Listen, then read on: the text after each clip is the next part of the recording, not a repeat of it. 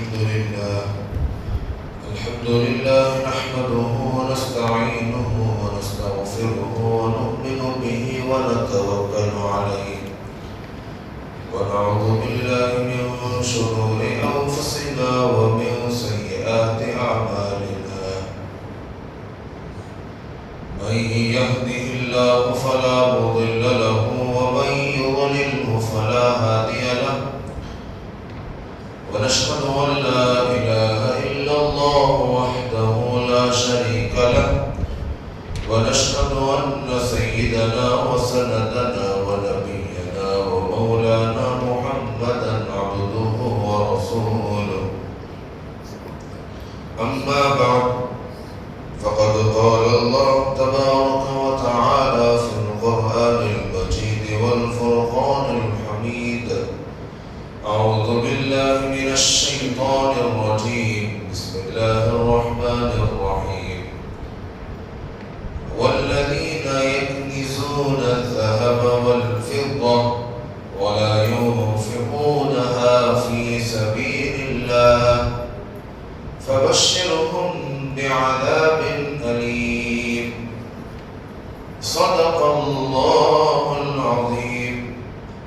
وقال النبي صلى الله عليه وسلم إن من تمام إسلامكم أن تؤدوا زكاة أموالكم صدق الله العظيم أو كما قال رسول الله صلى الله عليه وسلم. اللهم صل على سيدنا محمد في أول كلامنا وصل على سيدنا محمد في أوسط كلامنا وصل على سيدنا محمد في آخر وكل كلامنا. قابل صد احترام حاضرین کرام، میرے عزیز دوستوں، بزرگوں اور بھائی، اللہ تبارک و تعالیٰ کا ہمارے اوپر نہایت ہی فضل اور اس کا احسان ہے کہ اللہ تبارک و تعالیٰ نے اسلام جیسا مذہب ہم لوگوں کو عطا فرمایا. اسلام ہی ایک وہ واحد مذہب ہے جو کامل اور مکمل ہے. اسلام ہی وہ ایک ایسا مذہب ہے جو زندگی گزارنے کے طریقے اور اس زندگی میں مال کو حاصل کرنا اور اس مال کو خرچ کیسا کرنا، صرف کیسا کرنا، یہ سارے طریقے صحیح اور درست طریقے، فائدہ مند طریقے، سود مند طریقے، یہ اسلام ہی سکھاتا ہے. دیگر مذاہب میں کہیں نہ کہیں کچھ نہ کچھ کمیاں اور کوتاہیاں باقی رہ جاتی ہیں، یا پھر یہ کہ وہ اسلام سے ہی سیکھے ہوئے ہوتے ہیں اور اسلام کے ہی قوانین کو نافذ کرتے ہیں. لیکن اللہ تبارک و تعالیٰ نے ہم مسلمانوں کے اوپر احسان فرمایا کہ اللہ تبارک و تعالیٰ نے اسلام جیسا مذہب دیا اور اللہ تبارک و تعالیٰ نے اسے فالو کرنے کی، اس کے اوپر عمل کرنے کا حکم اللہ تبارک و تعالیٰ نے دیا. چنانچہ قرآن مجید میں اللہ تبارک و تعالیٰ نے جہاں کہیں نماز کا تذکرہ فرمایا، فوراً اسی کے ساتھ ساتھ اللہ تبارک و تعالیٰ نے زکوٰۃ دینے کا بھی حکم دیا، زکوٰۃ دینے کا بھی تذکرہ کیا. قرآن کی آیت ہے وَأَقِيمُوا الصَّلَاةَ وَآتُوا الزَّكَاةَ.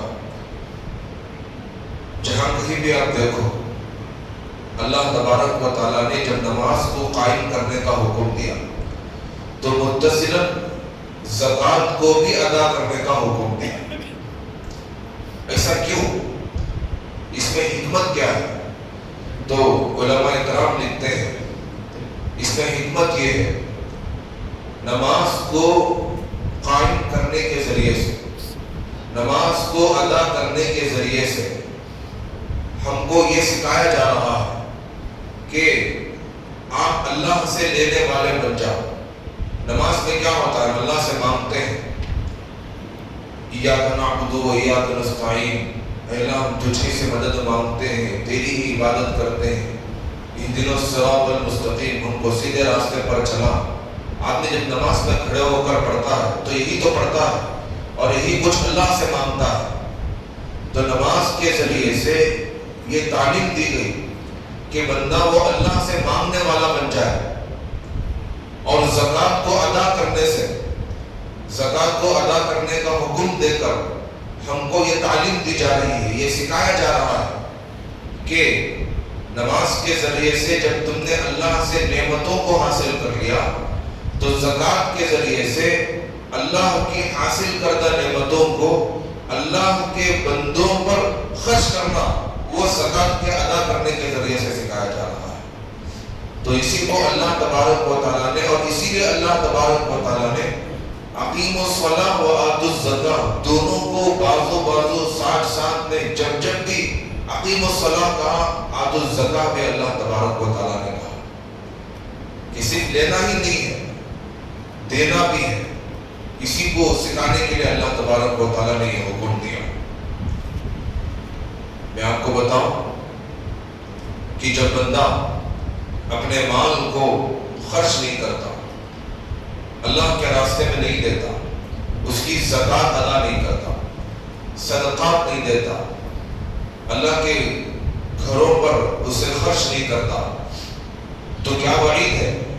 قرآن مجید میں اللہ تبارک و تعالیٰ نے ارشاد فرمایا 10ویں پارے میں، وَالَّذِينَ يَكْنِزُونَ الذَّهَبَ وَالْفِضَّةَ، وہ لوگ جو سونا اور چاندی کو، مال کو جمع کر کے رکھتے ہیں، یکنیزون جمع کر کے رکھتے ہیں۔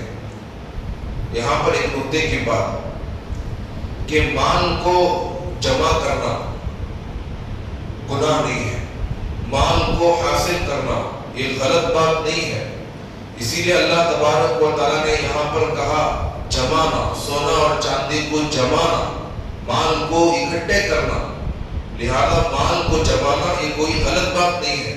صحابہ اکرام رضی اللہ عنہم اجمعین بڑے بڑے مالدار تھے، بہت بڑے بڑے مالدار تھے، چنانچہ عبد الرحمن ابن عوف رضی اللہ عنہ کے بارے میں آتا ہے کہ عبد الرحمن ابن عوف رضی اللہ عنہ اتنے بڑے مالدار تھے، اسد الغابہ ایک کتاب ہے جو علامہ ابن حسیر رحمۃ اللہ علیہ نے لکھا، عربی زبان میں موجود ہے، جو جریر کے نام سے مشہور ہے، جزری جنہیں کہا جاتا ہے، وہ اپنی کتاب میں تقریباً کئی ہزار صحابہ کا وہ تذکرہ کرتے ہیں، ان میں سے عبد الرحمن ابن عوف رضی اللہ عنہ کا بھی انہوں نے تذکرہ کیا۔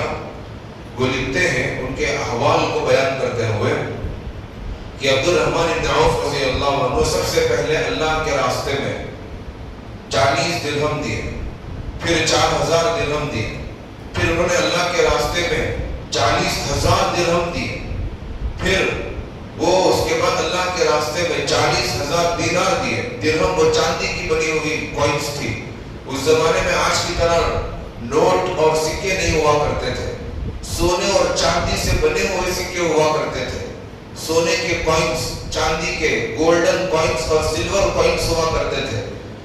گولڈن کوئنس کو دینار کہا جاتا تھا اور سلور چاندی کے کوئن کو وہ درہم کہا جاتا ہے۔ عبد الرحمن ابن عوف رضی اللہ عنہ ترقی کرتے ہوئے 1000 درہم، 1000 دینار وہ اللہ کے راستے میں خرچ کرتے تھے۔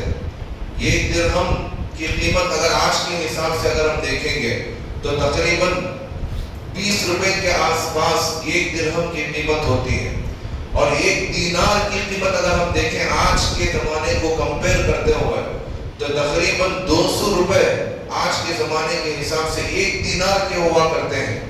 اب تو سونے کی قیمت اور بڑھ گئی، پتہ نہیں اور کتنا اضافہ ہو گیا، 350-400 روپے ہو گیا ہوگا۔ میں اس زمانے کی بات کر رہا ہوں جب سونے کی قیمت 8,000-9,000 روپے ہوا کرتی تھی، آج تو سونے کی قیمت تقریباً 15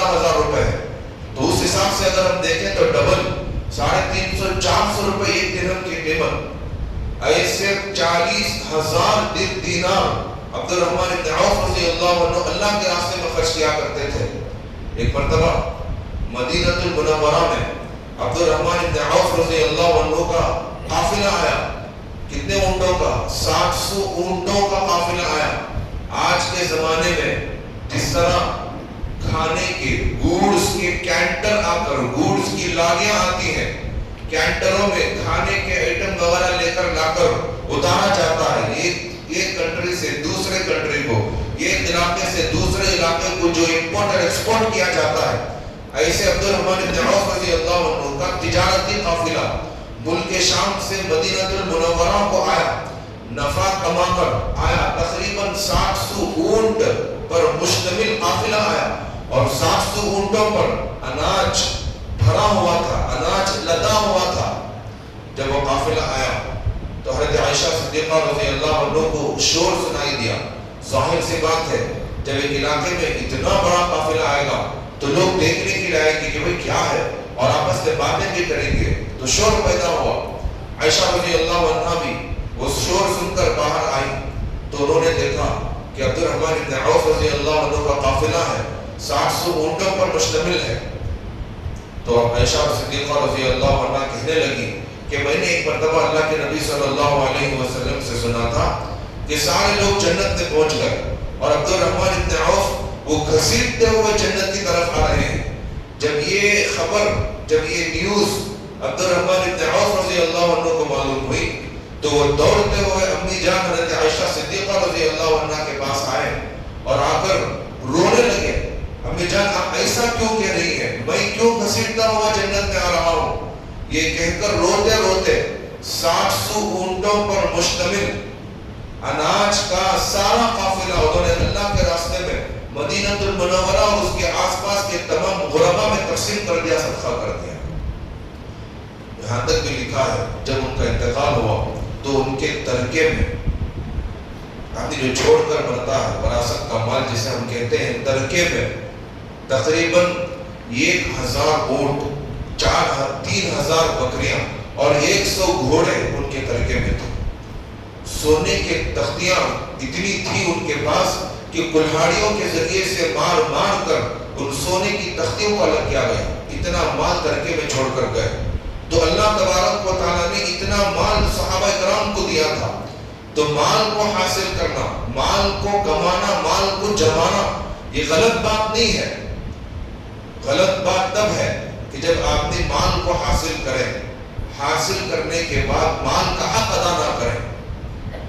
اس کے علاوہ عبد الرحمن بن عوف رضی اللہ عنہ کے علاوہ صحابہ اکرام میں عبداللہ بن مسعود رضی اللہ عنہ، طلحہ بن عبید رضی اللہ عنہ، زبیر بن العوام رضی اللہ عنہ، زید بن ثابت، انس بن مالک رضی اللہ عنہما، یہ سارے کے سارے بڑے بڑے مالدار صحابہ تھے. بڑے بڑے مالداروں میں ان کا شمار ہوا کرتا تھا. الغرض میں یہ کہہ رہا تھا والذین یکنزون الذهب، وہ لوگ جو مال کو جمع کرتے ہیں. اب یہاں پر کنز کا لفظ ہے. حدیث میں اللہ کے نبی صلی اللہ علیہ وسلم نے ارشاد فرمایا کنز اس مال کو کہتے ہیں کہ آپ نے مال کو حاصل کریں، حاصل کرنے کے بعد اس مال کا حق ادا نہ کریں، اسے یعنی زکوٰۃ نہ دیں، اللہ کے راستے میں خرچ نہ کریں، اسے کنز کہا جاتا ہے. وہ مال کنز میں شامل نہیں کہ جس مال کو حاصل کیا گیا اور اس مال کا حق ادا کر دیا گیا، وہ مال کنز میں شامل نہیں ہے، داخل نہیں ہے. اور اللہ تبارک و تعالیٰ یہاں جو کہہ رہے ہیں والذین یکنزون الذهب والفضة، اور کنز کی وضاحت اللہ نے آگے خود کر دی، ولا ينفقونها في سبيل الله، اور اس مال کو وہ اللہ کے راستے میں خرچ نہیں کرتے. ایک بات یہاں نوٹ کرنے کی یہ بھی ہے کہ اللہ نے کہا ولا ينفقون في سبيل الله، اللہ کے راستے میں خرچ نہیں کرتے. یہ نہیں کہا کہ زکوٰۃ ادا نہیں کرتے. مال کا حق صرف زکوٰۃ ادا کرنا ہی نہیں ہے، مال کا حق زکوٰۃ ادا کرنا بھی ہے، مال کا حق صدقات دینا بھی ہے، صدقہ فطر وہ بھی دینا ہے. مال کا حق اللہ کے گھروں میں، مسجدوں میں اسے خرچ کرنا بھی ہے. مال کے حق میں یہ بھی ہے کہ یتیموں کی کفالت کی جائے. مال کا حق یہ بھی ہے کہ وہ عورتیں مال نہیں ہونے کی وجہ سے، وہ لڑکیاں جن کا نکاح نہیں ہو رہا، ان کا نکاح کرایا جائے. بیوائیں موجود ہیں، ان کی کفالت کرنے والا، ان کا خرچ اٹھانے والا کوئی نہیں ہے، اس مال کے ذریعے سے ان کا خرچ اٹھایا جائے. مسلمان بچے موجود ہیں، ان کے علم کے لیے، انہیں تعلیم دینے کے لیے کوئی اسکول نہیں ہے، علم حاصل کرنے کا کوئی ذریعہ ان کے پاس موجود نہیں ہے. مدرسوں میں خرچ کیا جائے، اسکولوں میں خرچ کیا جائے. یہ سارے کے سارے فی سبیل اللہ کی کیٹیگری میں آتے ہیں. فی سبیل اللہ کا مطلب یہ ہے اللہ کی رضامندی کے لیے آدمی اپنے مال کو اللہ کی خوشنودی کے لیے غربا اور مساکین میں اور مسلمانوں کی ضروریات میں خرچ کرے. وہ ساری کی ساری چیزیں فی سبیل اللہ میں شامل ہیں. تو اسی کو اللہ نے کہا وَلَا يُنْفِقُونَ فِي سَبِيلِ اللَّهِ، اور اللہ کے راستے میں خرچ نہیں کرتے. فَبَشِّرْهُم بِعَذَابٍ أَلِيمٍ، تو اے نبی جی آپ انہیں دردناک عذاب کے بارے میں سنا دیجئے، دردناک عذاب کی بشارت دیجئے.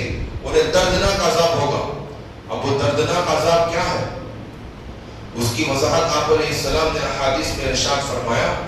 وہ دردناک عذاب یہ ہے کہ قیامت کے دن صحیح مسلم شریف کی روایت ہے کہ اللہ کے نبی صلی اللہ علیہ وسلم نے ارشاد فرمایا ما من صاحب ذهب ولا فضة لا يؤدي منها حقها، کہ ایک آدمی مالدار ہے جو مال کا حق ادا نہیں کرتا، زکوٰۃ نہیں دیتا، اللہ کے راستے میں خرچ نہیں کرتا، تو یہ ہوگا کہ اس کی تختیاں بنائی جائیں گی. اللہ تبارک و تعالیٰ اس مال کو تختیوں کی شکل میں لے کر آئے گا.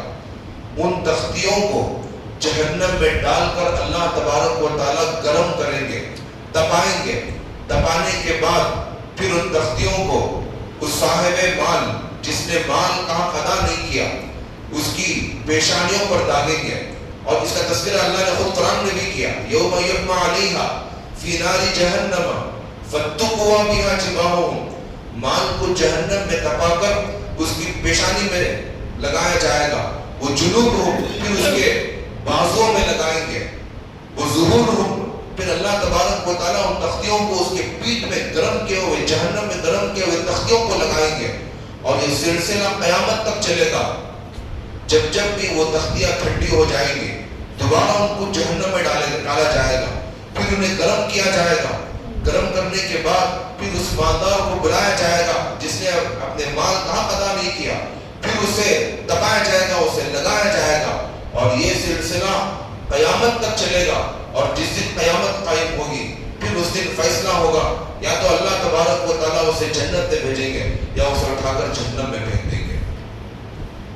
پھر ایک روایت میں اللہ کے نبی صلی اللہ علیہ وسلم ارشاد فرماتے ہیں ایک مرتبہ ابو ذر رضی اللہ عنہ گزر رہے تھے. اللہ کے نبی علیہ السلام کعبۃ اللہ کے پاس بیٹھے ہوئے تھے. صحابہ اکرام بیٹھے ہوئے تھے.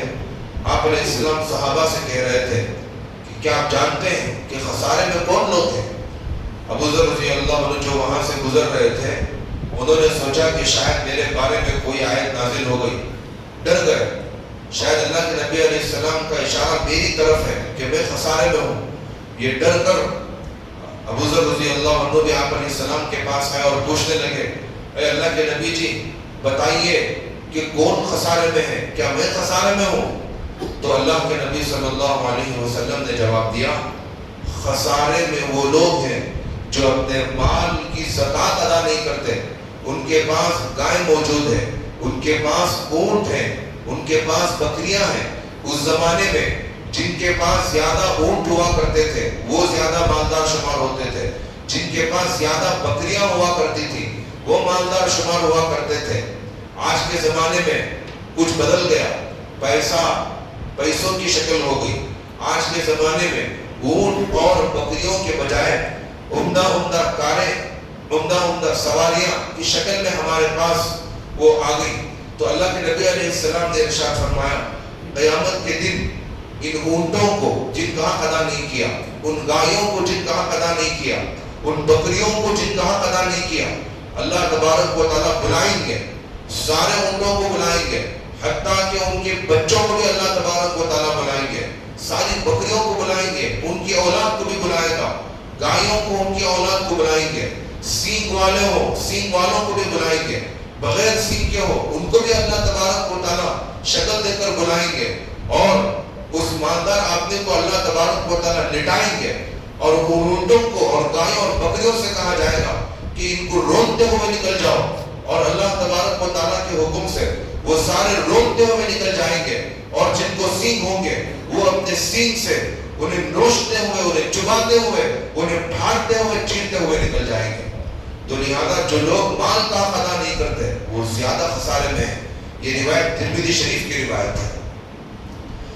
تو محترم دوستو، اتنی سخت وعید ہے، آدمی مال کو تو حاصل کر لے گا، اللہ تبارک و تعالیٰ دنیا میں بطور نعمت کے اسے دے دیا، جاؤ میں تمہیں مال دیتا ہوں۔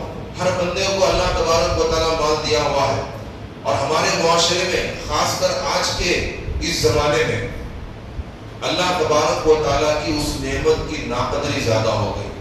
وہ اس طور پر کہ اللہ تبارک و تعالیٰ ایک آدمی کو پیسہ دیا ہوا ہے، وہ اس طور پر کہ اللہ تبارک و تعالیٰ ایک آدمی کو آمدنی کا ذریعہ دیا ہوا ہے، اسے اچھا خاصا بزنس ہوتا ہے۔ اس کے باوجود جب سے لاک ڈاؤن ہوا اس کے بعد سے یہ وبا زیادہ ہو گئی۔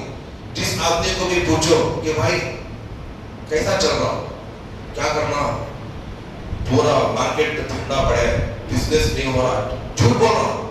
حقیقت میں اگر دیکھا جائے تو اللہ تبارک و تعالیٰ اسے نوازا ہوا ہے، عمدہ گاڑیاں خرید رہا، بڑی بڑی بلڈنگیں بنا رہا، اور پتہ نہیں کہاں کہاں عیش و عشرت میں پیسے خرچ کر رہا۔ لیکن جب آپس میں بات ہوتی ہے تو سامنے والے سے چھپانے کے لیے، یا پھر یہ کہ کیوں اس طرح جھوٹ بولتا ہے، کہتا ہے کہ میرا بزنس نہیں ہو رہا، مارکیٹ ڈاؤن چل رہا، ایسی باتیں کرتا ہے۔ اور جب اللہ کے راستے میں خرچ کرنے کی بات آتی ہے وہاں پر بھی یہی رونا روتا ہے، اور اللہ کے راستے میں اپنے پیسے کو خرچ نہیں کرتا۔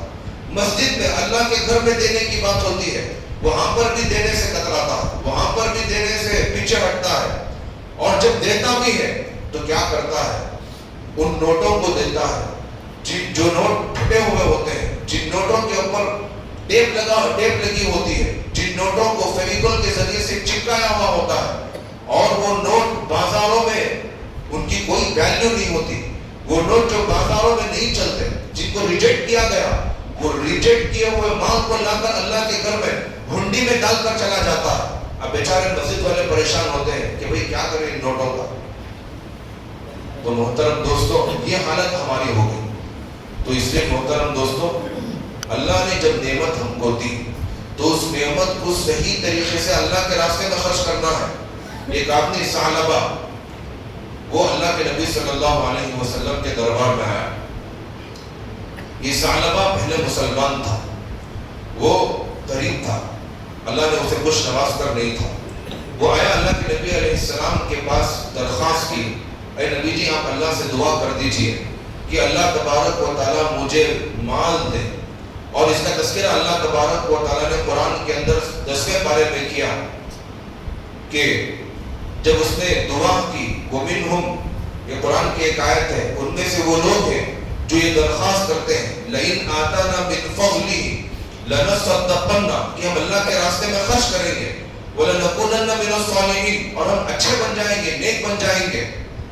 اور ثعلبہ بھی یہی کہا علیہ السلام کو آ کر، اے نبی جی آپ اللہ سے دعا کر دیجئے کہ اللہ اگر مجھے مال دے گا تو میں نیک بن جاؤں گا، میں اللہ کے راستے میں خوب خرچ کروں گا، میں مسجد کو دوں گا، میں زکوٰۃ میں ادا کروں گا، اور پتہ نہیں کہاں کہاں دوں گا۔ اللہ کے نبی علیہ السلام نے کہا، اے ثعلبہ، جو مال اللہ نے تمہیں دیا اس کے اوپر شکر ادا کرو، قناعت کی زندگی گزارو۔ یہ کہہ کر واپس بھیج دیے۔ پھر دوبارہ آیا، پھر وہی درخواست کی، اللہ کے نبی علیہ السلام نے دوبارہ وہی بات بتا کر بھیج دیے۔ تیسری مرتبہ آ کر پھر اس نے مالداری کی درخواست کی، تو اللہ کے نبی علیہ السلام نے ہاتھ اٹھا کر دعا کی، اے اللہ تو ثعلبہ کو مال عطا فرما۔ چنانچہ تفسیر کی کتابوں میں جہاں پر یہ آیت ہے شان نزول کے طور پر لکھا ہوا ہے، خاص کر معارف القرآن میں، جو علامہ ابن شفیع رحمت اللہ علیہ، مفتی تقی عثمانی صاحب کے جو والد ہیں، ان کی اس کتاب میں تفسیر میں لکھا ہوا ہے کہ اللہ نے ان کو اتنا مال دیا ثعلبہ کو، مدینے کی جگہ تنگ ہو گئی، بکریاں بڑھ گئی، مدینے کے باہر وہ جنگل میں چلا گیا، جنگل بھی تنگ ہونے لگا، اتنی ساری بکریاں اللہ تبارک و تعالیٰ نے ثعلبہ کو دے دیا۔ پھر وہ ثعلبہ جو روزانہ نماز کو آیا کرتا تھا، ہفتے میں ایک دن جمعے کو آنے لگا، مال بڑھ گیا نا، جمعے کو آنے لگا۔ پھر جو جمعے کو آیا کرتا تھا اب جمعے میں بھی دکھنا بند ہو گیا، نماز کو ہی چھوڑ دیا، نہ جمعے میں شریک ہو رہا، نہ جماعت کی نماز میں شریک ہو رہا۔ اللہ کے نبی علیہ السلام نے صحابہ سے پوچھا ثعلبہ کا کیا ہوا؟ صحابہ نے کہا اے نبی جی وہ اپنے مال میں مصروف ہے۔ تو اللہ کے نبی علیہ السلام نے افسوس کا اظہار کیا، ہے افسوس اس ثعلبہ کے اوپر۔ پھر جب سال گزر گیا تو اللہ کے نبی صلی اللہ علیہ وسلم نے زکوٰۃ وصول کرنے کے لیے صحابہ اکرام کو بھیجا۔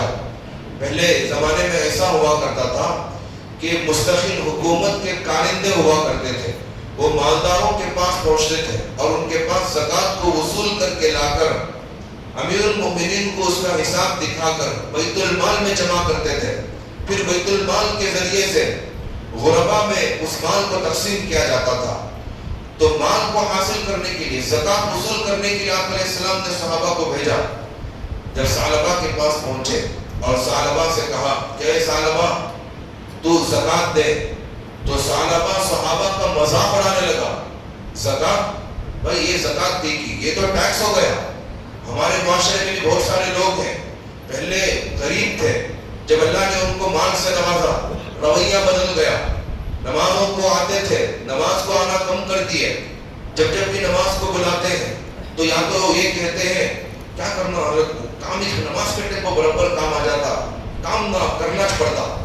پہلے غریب تھا، مسجد میں آ کے بیٹھ کر خوب دعائیں کرتا تھا، اے اللہ دے دے۔ جب اللہ نے دے دیا اور وہی اللہ دعوت دے رہا تو مسجد کو آنے سے پیچھے ہٹتا ہے، اور جب اسے ہم بار بار بولے تو ہمیں دیکھ کر وہ چہرہ بناتا ہے، ہمیں دیکھ کر وہ راستہ بدل جاتا ہے، ہم سے ملاقات کرنا بھی پسند نہیں کرتا کہ جب بھی اس آدمی کو ملو خالی نماز کی بات کرتا، ہٹو بول کر وہ ہم سے راستہ اور گلی بدل کر وہ پیچھے سے بھاگ جاتا ہے۔ تو یہی حال ثعلبہ کا بھی ہوا، اور زکوٰۃ کو وہ ٹیکس کہنے لگا۔ ہم میں کی بھی بہت سارے لوگ ایسے ہیں، زکوٰۃ کو وہ ٹیکس کہتے ہیں اور ٹیکس کہہ کر ادا نہیں کرتے۔ ثعلبہ بھی ایسا ہی کیا۔ پھر اس کے بعد جب اللہ تبارک و تعالیٰ کی پریشانی اس کے پر آئی، وہ دوڑتا ہوا اللہ کے نبی صلی اللہ علیہ وسلم کے پاس اپنے مال کو لے کر آیا اور عمدہ مال کو لایا اور کہنے لگا اے اللہ کے نبی میری زکوٰۃ کو قبول کر لیجئے۔ تو آپ علیہ السلام نے قبول کرنے سے انکار کر دیا۔ جب تک اللہ کے نبی باحیات تھے اپنی زندگی میں کبھی بھی ثعلبہ کے مال کو بطور زکوٰۃ کا قبول نہیں کیا۔ پھر اس کے بعد ابوبکر صدیق رضی اللہ عنہ کا زمانہ آیا، انہوں نے بھی ثعلبہ کے مال کو زکوٰۃ میں قبول نہیں کیا۔ عمر رضی اللہ عنہ کا زمانہ آیا، انہوں نے بھی ثعلبہ کے مال کو بالکل قبول نہیں کیا۔ عثمان رضی اللہ عنہ کے زمانے میں وہ آدمی ایسے ہی ہلاک ہو گیا، تباہ و برباد ہو گیا۔ تو محترم دوستو، ایسی سخت وعید وہ بندہ جو اپنے مال کا حق ادا نہیں کرتا، زکوٰۃ نہیں دیتا، ایسوں کے تعلق سے اللہ نے اور آپ علیہ السلام نے بیان فرمایا۔ یہاں تک کہ صحیح بخاری کی روایت ہے کہ اللہ کے نبی صلی اللہ علیہ وسلم آئے، بلکہ ابو داؤد شریف کی روایت ہے، دیکھا حضرت عائشہ صدیقہ رضی اللہ عنہا بڑی بڑی چاندی کی انگوٹھیاں پہنی ہوئی ہیں۔ آپ علیہ السلام نے دیکھا اے عائشہ چاندی کی انگوٹھی کہاں سے آئے تمہارے پاس؟ کیا تم ان چاندی کی انگوٹھیوں کا حق ادا کرتی ہو؟ تو حضرت عائشہ صدیقہ رضی اللہ عنہ نے کہا اے اللہ کے نبی اس کا حق کیا ہے؟ تو آپ علیہ السلام نے کہا زکوٰۃ، کیا تم چاندی کی زکوٰۃ دیتی ہو؟ تو حضرت عائشہ نے کہا کہ نہیں۔ تو آپ علیہ السلام نے ارشاد فرمایا اس کی زکوٰۃ دو، ورنہ یہ کافی ہوگی تمہیں جہنم میں لے جانے کے لیے۔ پھر اس کے بعد اسماء بنت یزید رضی اللہ عنہا کو دیکھا، جو حضرت عائشہ صدیقہ رضی اللہ عنہا کی سہیلی تھی، دوست تھی۔ ان کے ہاتھ میں کنگن تھے، سونے کے کنگن کو پہنی ہوئی تھی۔ آپ علیہ السلام نے دیکھ کر پوچھا اے اسماء کیا تم ان سونے کے کنگن کی زکوٰۃ ادا کرتی ہو؟ انہوں نے کہا کہ نہیں۔ تو آپ علیہ السلام نے ارشاد فرمایا اما تخافن ان یصفرکم اللہ اسفرۃ من النار، کیا تمہیں اس بات سے خوف نہیں لگتا کہ اللہ تبارک و تعالیٰ تمہیں قیامت کے دن جہنم کے کنگنوں کو پہنائے، فوراً تم اس کی زکوٰۃ ادا کرو۔ تو اس لیے محترم دوستو، سونا اور چاندی چاہے وہ زیور کی شکل میں ہمارے پاس ہو یا چاہے وہ ہمارے پاس بسکٹ کی شکل میں ہو، ان زیورات کی زکوٰۃ ادا کرنا بھی ہمارے اوپر فرض ہے، اور مال کی شکل میں ہو تو اس مال کی زکوٰۃ ادا کرنا بھی ہمارے ذمہ فرض ہے. اور اللہ تبارک و تعالیٰ نے صرف سال میں ایک مرتبہ زکوٰۃ کو فرض کیا. اگر ہفتے میں ایک مرتبہ فرض کر دیتا مالداروں کو پریشانی ہو جاتی. اگر زندگی میں ایک مرتبہ فرض کرتا غریبوں کو پریشانی ہو جاتی. اللہ تبارک و تعالیٰ نے مالداروں کی بھی رعایت کی. اللہ تبارک و تعالیٰ نے غربا کی بھی رعایت کی. یہ ہمارا معاشرہ، ہمارے معاشرے میں زکوٰۃ کی جو ادائیگی اور یہ زکوٰۃ کا جو سرکولیشن ہے پیسوں کا مالداروں سے غریبوں میں، یہ جو سرکولیشن ہے پھر غریبوں سے ہوتے ہوئے پھر دوبارہ مالداروں کے پاس، اس کا یہ نظام انسانی زندگی میں، انسان کے جسم میں خون کی طرح ہے. اگر خون کا دوران جسم کے اندر صحیح ہوگا، بلڈ سرکولیشن صحیح طریقے سے ہوگا تو انسان کو کچھ تکلیف نہیں ہوگی. وہ بیماریوں سے کلی طور پر محفوظ ہوگا اور تندرست اور صحت مند ہوگا. جب خون کا سرکولیشن صحیح نہیں ہوگا تو انسان کا جسم وہ گڑبڑا جائے گا، پریشانیاں ہو جائیں گی، نئی نئی بیماریاں وجود میں آ جائیں گی اور یہاں تک کہ انسان کی جان بھی جا سکتی ہے. نہیں اسی طرح یہ پیسوں کا سرکولیشن مالداروں سے غریبوں میں جو اللہ نے جو نظام بنایا وہ انسانی زندگی میں، انسانی معاشرے میں یہی خون کے دوران کی طرح ہے. اگر یہ صحیح چلے گا تو آج جو غریب لوگ آواز اٹھاتے ہیں ہم کو ہمارا حق دو، مالداروں کے خلاف وہ جو مہم چلاتے ہیں وہ مہم چلانا بند کر دیں گے. ہمارے معاشرے میں جو چوری کا رواج بڑھ گیا، ڈکیتی جو عام ہو گئی، یہ چوری ختم ہو جائے گی، یہ ڈکیتیاں ختم ہو جائیں گی، معاشرے کا توازن وہ برابر چلے گا. اسی لیے اللہ تبارک و تعالیٰ نے زکوٰۃ کے نظام کو لازم کیا اور ہمارے اوپر فرض کیا. یہ زکوٰۃ صرف امت محمدیہ صلی اللہ علیہ وسلم کے اوپر ہی نہیں، ہمارے سے پہلے جو امت گزری اس امت کے اوپر، ساری امتوں کے اوپر، آدم علیہ السلام سے لے کر آپ علیہ السلام تک جتنی امتیں گزری، جتنے انبیاء آئے، ان تمام کے اوپر بھی اللہ تبارک و تعالیٰ نے زکوٰۃ کو فرض کیا تھا. بس فرق یہ ہے ان کے زکوٰۃ کی ادائیگی کی شکل یہ تھی کہ وہ اپنے عمدہ مال کو، گھٹیا اور رذیل مال کو نہیں، بہتر مال کو، جیسا ہم لوگ پھٹی نوٹ دیتے ہیں اللہ کے راستوں میں، ایسا نہیں، عمدہ مال کو لے جا کر وہ پہاڑوں کے اوپر رکھتے تھے اور آسمان سے ایک آگ آ کر اس مال کو جلا کر وہ ختم کر دیتی تھی. جیسا کہ اللہ تبارک و تعالیٰ نے 6ویں پارے میں حضرت آدم علیہ السلام کے دونوں بیٹے حابیل اور قابیل کا واقعہ جہاں پر بیان کیا، وہاں پر اللہ تبارک و تعالیٰ نے اس واقعے کا تذکرہ فرمایا. تو ایسے زکوٰۃ کے مال کو آسمان سے آگ آ کر جلا کر ختم کر دیا کرتی تھی. لیکن ہمارے اوپر اللہ تبارک و تعالیٰ نے احسان کیا، ہم کو ایسا نہیں کہا، ہم کو یہ حکم دیا گیا کہ سال میں ایک مرتبہ دو. نصاب بھی اللہ کے نبی علیہ السلام نے شریعت نے متعین کیا. سونا ہو تو کتنا ہونا چاہیے؟ 7.5 تولہ ہونا چاہیے. چاندی ہو تو کتنا ہونا چاہیے؟ 612 گرام چاندی ہونا چاہیے. پھر سیونگ ہونا چاہیے. یہ ساری سہولتیں شریعت نے ہم کو دی. آدمی کے اوپر قرض نہیں ہونا چاہیے اور اس مال کے اوپر 1 سال گزرنا چاہیے. اتنی سہولتیں شریعت نے ہم کو دینے کے باوجود ہم لوگ پھر بھی اللہ کے راستے میں خرچ کرنے سے کتراتے ہیں، پیچھے ہٹتے ہیں. جب پیچھے ہٹیں گے تو خسارہ کس کا ہوگا؟ جیسا آپ علیہ السلام نے کہا، خسارہ انہی مالداروں کا ہوگا جو اللہ کے راستے میں خرچ نہیں کرتے. تو الغرض محترم دوستو، انہی چند کلمات پر میں اپنی بات کو ختم کرتا ہوں اور اللہ سے دعا کرتا ہوں کہ اللہ تبارک و تعالی ہم تمام کو خوب اللہ کے راستے میں خرچ کرنے کی توفیق عطا فرمائے. زکوٰۃ صدقات وغیرہ عطا کرنے کی اللہ تبارک و تعالی توفیق عطا فرمائے. بخل کی صفت سے اللہ تبارک و تعالی ہماری حفاظت عطا فرمائے. محترم دوستو، جیسا کہ آپ جانتے ہیں کہ ہماری مسجد کا کوئی آمدنی کا ذریعہ نہیں ہے. آپ احباب کے تعاون سے ہی مسجد کے سارے خرچے پورے ہوتے ہیں. رمضان کا مہینہ ہے، اس میں خرچے بڑھ جاتے ہیں، کرنٹ کی بل زیادہ آتی ہے اور پھر افطار وغیرہ کا انتظام کرانا ہوتا ہے.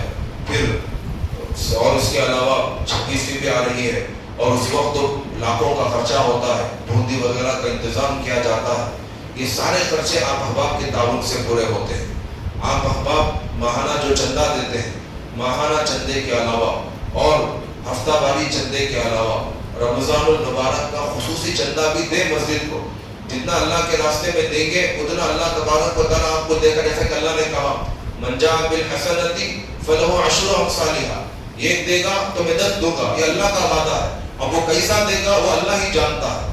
اب ایسا نہیں کہ میں اب 1 روپے ڈال کے چلا گیا اب میرے جیب میں 10 آ جانا چاہیے. یہ کوئی جو ایک کرامت نہیں ہوگی، معجزہ نہیں ہوگا. اللہ کے دینے کی شکلیں ہوں گی، وہ شکلوں سے اللہ تبارک و تعالیٰ ہم کو پہنچائے گا. تو اس لیے محترم دوستو، آپ احباب جو ہے چاہتے ہوئے ہمارے ممتاز بھائی سے یا ہمارے سیکریٹری صاحب سے، اور آج ہمارے مولن صاحب بھی آئے ہوئے ہیں، اللہ نے انہیں شفا دے دیا الحمدللہ، وہ بھی آئے ہوئے ہیں، وہ بھی باہر بیٹھیں گے. آپ احباب چاہتے ہوئے ان سے ملاقات کر ماہانہ چندہ اور رمضان کا چندہ دیتے ہوئے جائیں. اللہ تبارک و تعالیٰ آپ احباب کے دینے کو قبول فرمائے. جو احباب سنتیں نہیں پڑھے وہ سنتیں پڑھیں.